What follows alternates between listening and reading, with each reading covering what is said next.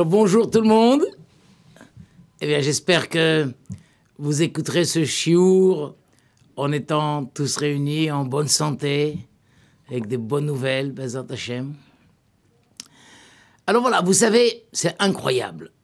Parce que dans la vie, des fois il y a des situations qui restent une énigme pendant longtemps.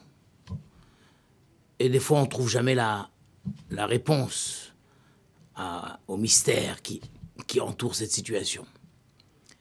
Et puis des fois, tout devient clair. Tout devient clair par à peine un petit élément. Un petit élément, bon, alors je comprends tout maintenant. Ça explique tout. Il y avait dans la Torah plusieurs situations d'énigmes. La grande énigme a été... Vous vous demandez de quoi je vais parler. La grande énigme a été lorsque les frères de Yosef sont allés en Égypte acheter du blé. Alors le vice-roi d'Égypte, qu'ils n'ont pas reconnu, ils n'ont pas reconnu que c'était leur frère Yosef. Et lui, il les avait reconnus. Alors les accueille très sévèrement et leur dit... Vous êtes des espions. J'ai entendu que vous êtes rentrés par différentes portes. Pourquoi n'avez-vous pas emprunté tous le même trajet? Vous êtes des espions pour venir chercher les failles du pays? Non, non, non, Majesté, non, non, non, pas du tout. Nous sommes tous frères, d'une même famille. Vous voyez, nous sommes ici 10 personnes, mais en fait, nous sommes 12. Le plus jeune est resté à la maison auprès de notre papa, et il y en a un qui a disparu. Alors, on a profité de cette occasion de venir acheter du blé en Égypte pour le chercher. C'est pour ça qu'on est rentrés tous par des portes différentes. Ah bon? Vous prétendez que vous êtes frères et qu'il y a encore un frère qui est resté à la maison? Eh bien, amenez-moi ce frère. Et si je vois que ce frère existe effectivement, alors je croirai ce que vous venez de me raconter. Et donc, il y a toute une suite de malentendus.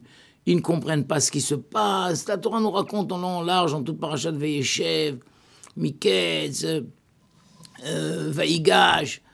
Qu'est-ce qui se passe? Il leur remet l'argent, il les garde prisonniers pendant 3 jours, ensuite il les libère et il garde Shimon. Bon, on connaît tous le texte, et ceux qui ne le connaissent pas encore, voyez là-bas tout ce que la Torah raconte. Et eux n'arrivaient pas à comprendre. Mais pourquoi cet homme-là est si dur avec nous? Il lui disait, mais est-ce que c'est de cette manière que tu interroges tous les acheteurs? Le monde entier vient acheter du blé en Égypte. Il y a une famine terrible partout. On voit bien autour de nous. On voit les gens viennent, achètent leur blé, payent et s'en vont. Nous sommes les seuls à avoir droit à un tel accueil. Pourquoi? Un tel régime. Pourquoi? Alors eux se disent, oui, sûrement nous sommes en train de payer la faute de le fait d'avoir entendu notre frère qui nous suppliait lorsqu'on l'avait vendu. On n'a pas entendu ses supplications. Et puis après, ils disent, bon, donc ça explique là pourquoi Hachem nous met dans cette situation, mais comment se fait-il que cette histoire de notre argent qui nous est restitué, mais quel rapport au milieu de cette punition? Tout d'un coup, Hachem nous ferait un cadeau de nous rendre l'argent. Complètement perturbé. Complètement perturbé. Et puis à la fin, lors du deuxième retour, c'est là où on découvre dans la sacoche de Benjamin la fameuse coupe du roi. Mais qu'est-ce que c'est que cette histoire? Qu'est-ce que c'est que tout ça? Qu'est-ce qui se passe? Il y a quelqu'un derrière nous qui complote. Qu'est-ce qui se passe? Qui nous en veut? Et puis, s'il s'agit de nous punir pour l'affaire de Yosef, mais Benjamin n'était pas du tout impliqué dans cette histoire. Alors pourquoi ça retombe sur lui?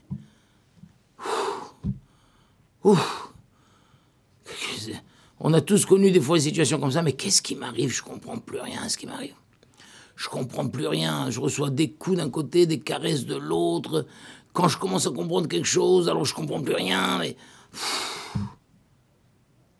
Et puis tout d'un coup, ils ont eu la réponse à tous les scénarios qu'ils pouvaient imaginer. Parce que quand un homme dit « je ne comprends rien », mais il s'imagine des scénarios. C'est peut-être pour ceci, c'est peut-être pour ça. Il y a quelqu'un qui m'en veut, quelqu'un qui est jaloux de moi, il y a quelqu'un qui a intérêt à ce que je sois comme ça, il y a quelque ceci, c'est Hachem qui fait que ça. Non, c'est pas Hachem, c'est les gens. Chacun a différents scénarios, mais il s'en sort pas, c'est lequel le vrai. Et puis, avec deux mots. Ah ben ils ont tout compris. C'est quoi ces deux mots? Quand la Torah dit, après les avoir poussés à fond, lo yachol Yosef litapek, Yosef ne pouvait plus se retenir. Il aurait voulu encore se retenir. Il avait un plan, Yosef, mais il ne pouvait plus se retenir, c'était trop. Et alors il a dit, faites sortir tous les Égyptiens. Je veux me retrouver tête à tête avec ces gens-là. Alors là aussi, il ne comprenait rien, mais pourquoi il fait sortir les Égyptiens? Il a pris le temps, une fois que tout le monde... Pourquoi? Parce qu'il ne voulait pas. Maintenant, Yosef s'apprête à se révéler à ses frères. Et il sait la honte qui va les saisir. Yosef ne voulait pas que ses frères... exposer ses frères à la honte devant les Égyptiens. Qu'ils entendent ça de dehors, mais qu'ils ne voient pas le visage blême des frères. Je ne peux pas infliger à mes frères une telle honte. Une fois que tout le monde est sorti, Yosef dit deux mots. Ani Yosef! Je suis Yosef! Ah! Deux mots. Ah! Ben, je comprends tout maintenant. Ani Yosef! Je suis Yosef. Ces deux mots, c'est extraordinaire. Ces deux mots ont donné la réponse à toutes les énigmes, tout ce qu'on se demandait, mais qu'est-ce que c'est? Pourquoi il est si dur avec nous? Pourquoi on a un régime spécial? Pourquoi il nous a rendu l'argent? Pourquoi il nous a gardés prisonniers? Pourquoi il nous a libérés? Pourquoi il a gardé Shimon? Pourquoi il veut garder Benjamin? Mais c'est Yosef! Ah bah fallait le dire, j'ai tout compris là. Ah bah oui. Ah bah oui, si on savait que c'était Yosef, ça y est, ça explique tout. C'est extraordinaire ça. Ani Yosef. Chacun de nous, des fois, il vit des situations, et puis des fois, au bout d'un certain temps, des fois au bout de plusieurs années, tout d'un coup, voilà la réponse. Ani Yosef. Mais maintenant, il y a une deuxième chose aussi. Parce que ça, ce Ani Yosef, il y avait de quoi soulager. Ah bah ça y est, on comprend tout maintenant. Mais on voit que ce Ani Yosef les a paralysés. Ils étaient blêmes. Ils ne pouvaient plus répondre, plus réagir.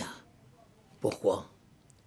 Parce que ce Ani Yosef vient non seulement d'expliquer ce qu'ils sont en train de vivre depuis quelques mois, avec ces voyages aller-retour et ces accusations stupides, etc., mais ils viennent de réaliser surtout qu'ils se sont trompés toute leur vie. Mais alors c'était vrai. Les rêves qu'ils faisaient, il rêvait que sa gerbe se levait et que toutes les 11 gerbes étaient autour de lui et se sont toutes levées et sont prosternées devant lui. Il rêvait que les étoiles se prosternaient devant lui. Il se prenait pour le roi. Et nous, on l'a vendu pour ça. On l'a condamné à mort pour ça. C'est pas vrai, t'es pas le roi. C'est un crime de lèse-majesté. Le roi, c'est Yehuda. C'est pas toi, le roi. Tu te prends pour le roi? Un procès, coupable de mort. Tu mérites la mort. Dans notre grande bonté, On l'a pas vendu, on l'a pas tué, on a accepté de le vendre. Et même quand il nous a supplié, on n'a pas entendu, on était sûr. On était sûr de notre verdict. Et tout d'un coup, les frères, Annie, Yosef. Je suis Yosef. Ah! On s'est tous trompés. On s'est tous trompés. On s'est tous prosternés devant lui. C'est lui le roi. Ça, c'est aussi un deuxième choc que parfois un homme peut avoir dans la vie. Il prend une orientation. Il a son opinion. Il a sa manière de voir les choses. Il prend des décisions graves. Il écarte certains. Il en rapproche d'autres. Il y a des grandes options dans sa vie. Il est sûr d'avoir raison.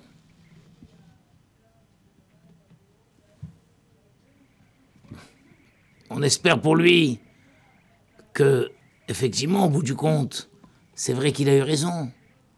Mais il y a combien de situations où quelqu'un, après des années,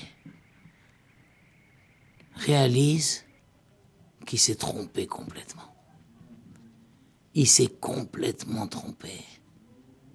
Il a écarté peut-être des gens qui étaient fidèles, et c'est eux qu'il a écartés. Il s'est entouré de gens qu'il a cru fidèles, mais c'est eux en fait qui l'ont peut-être trompé, trahi. Il avait le choix entre plusieurs situations, plusieurs options. Il a choisi la mauvaise option. Annie Yosef, vous vous êtes trompés, mes frères. Vous êtes complètement trompés. Troisième chose, c'est qu'après avoir dit Annie Yosef, il leur a dit « Je suis Yosef, Annie Yosef, Arod Avichai, est-ce que papa est encore vivant ?» Qu'est-ce que c'est que cette question, est-ce que papa est encore vivant? Mais il sait bien, puisqu'à chacune de leurs visites, à chaque fois, il demandait « Comment va votre père dont vous m'avez parlé ?» Et eux, ils lui répondaient « Notre serviteur, votre serviteur, notre père, va bien. » Et puis surtout, tout le plaidoyer de Yehuda à la fin, c'est de te dire « Majesté, vous ne pouvez pas garder prisonnier le jeune Benjamin. Vous ne pouvez pas le garder prisonnier. Si nous revenons à la maison sans Benjamin, on n'aura même pas le temps d'expliquer quoi que ce soit à notre père. Il verra du premier regard. Il verra que Benjamin n'est pas là. Ouais, il va mourir. Il mourra sur le champ. On n'aura pas le temps de lui dire « Attends papa, qu'on t'explique quelque chose ». Il n'y aura pas le temps. Donc de grâce, majesté, qu'est-ce que lui disait Yehuda? Libérez Benjamin et prenez-moi, moi, en esclave à sa place. Je suis plus fort, je serai plus efficace, je sais mieux travailler, mais surtout que Benjamin rentre à la maison. Même s'il est coupable, qu'il rentre à la maison. Vous voulez punir quelqu'un? Prenez-moi moi, punissez-moi. J'accepte. Faites de moi ce que vous voulez. Mais lui, libérez-le. Libérez-le. Pour l'amour du Père, libérez-le. La vie du Père est en danger, libérez-le. C'est là où on dit, la Torah dit que Yosef ne pouvait plus se retenir. Il dit, ah bon, vous me demandez de libérer le coupable, bien qu'il soit coupable. Vous reconnaissez qu'il a été coupable, que c'est lui qui a volé la coupe. Entre guillemets, il n'était pas coupable, vous savez toute cette histoire. C'était Yosef qui avait mis la coupe. Mais c'est pour voir jusqu'où iraient ses frères pour défendre Benjamin. Donc vous me demandez de libérer le coupable pour l'amour du Père. Je suis Yosef, est-ce que papa est toujours vivant? Ça veut dire quoi, est-ce que papa est toujours vivant? Mais quand vous m'avez jugé coupable, vous m'avez condamné. D'accord, Vous étiez sûr d'avoir raison, d'accord. Mais vous n'avez pas pensé à ce moment-là que ça mettait en danger la vie de papa? Est-ce que papa est toujours vivant? La question que vous vous posez maintenant, pourquoi vous ne l'étiez pas posée il y a 13 ans, quand vous m'avez vendu? Et je suppose que depuis ces 13 ans, papa est dans un état lamentable. Papa porte mon deuil. C'est vrai, la Torah disait racontait que la Torah, que Yaakov portait le deuil, il était inconsolable. Mais est-ce que papa est toujours vivant? Et là, le Midrash le dit, la Gemara, tout partout, tout me disent, oh là là, doucement à nous, malheur à nous, dommage pour nous, lorsque chacun de nous sera jugé sur son incohérence, sera jugé sur les principes qu'il a lui-même établis et qu'il a trahis, qu'il n'a pas respectés. Pas respecté. On a un principe, au nom du Père, pour la santé du Père, pour la vie du Père, libérer le petit. Quoi, ce principe, vous l'utilisez quand ça vous intéresse? Et quand ça vous intéressait pas, vous ne l'avez pas utilisé? En français, ça s'appelle incohérence. Et c'est une chose incroyable. Il semble qu'au moment du grand jugement, chacun de nous sera jugé sur la cohérence ou l'incohérence des principes qu'il a lui-même établis dans la vie. Lui-même, il a établi des principes dans sa vie. Eh bien d'accord, alors on va voir si tu as été cohérent. On va voir si tu as été cohérent dans tes principes. Si tu as été cohérent dans tes principes tout au long de ta vie, ça passe. Mais si toi-même tu as été incohérent, si toi-même tu as critiqué des gens parce qu'ils faisaient telle et telle chose, mais on t'a surpris à faire la même chose, toi aussi t'as fait pareil. Quand ben regarde, voilà, tel et tel jour, t'as eu la même réaction. Et pourtant partout tu disais que c'est pas normal que les gens réagissent comme ça, mais toi-même t'as fait pareil. Il semble que quand ça va arriver le grand jugement, on va d'abord, Hachem va demander, faites-moi d'abord la liste de cette personne, sur quel principe il a établi sa vie, sa relation à autrui, l'organisation de sa vie. Voilà, très bien, ah oui, c'est un monsieur qui avait des principes, très bien, très bien. Eh bien maintenant, passons en revue chacun de ses principes. Toute sa vie, est-ce qu'il a tenu? Il a été cohérent? Oui, bravo, très bien. Mais là, il n'a pas du tout été cohérent. Chaque fois que ça l'intéressait, il bafouait ses principes. Chaque fois qu'il était fatigué, il bafouait ses principes. Chaque fois qu'il y avait quelque chose, une passion, ou une colère, ou une jalousie, ou une ambition, mais il a bafoué tous ses principes. Ouh là là, ça va pas du tout. C'est ça que Yosef a dit. Vous vous rendez compte? Donc, 3 mots d'Ani Yosef, Arod Avichai, 5 mots dans la Torah. 5 mots qui ont tellement de sens.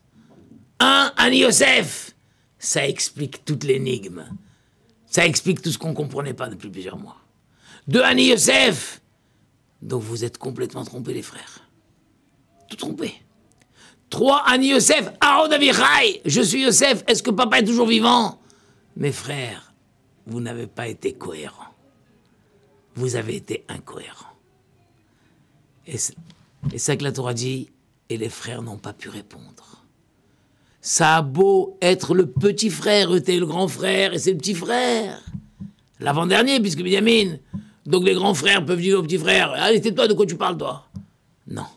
Quand on plaque à quelqu'un l'erreur monstrueuse de toute sa vie, l'erreur monumentale, quand on plaque à quelqu'un ses incohérences, il n'y a rien à dire.